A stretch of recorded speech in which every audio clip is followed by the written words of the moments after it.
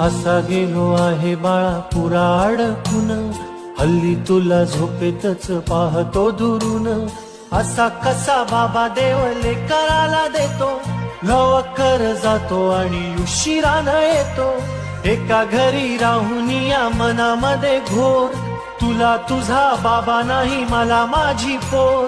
बालपण गेले सारे तुझे निसटून, पुरे काय तुझ्या माझ्या ओंजळी मधून. जरी असे तुझ्या ओठी माझ्यासाठी हसे, नजरेत तुझ्या काही अनोळखी दिसे.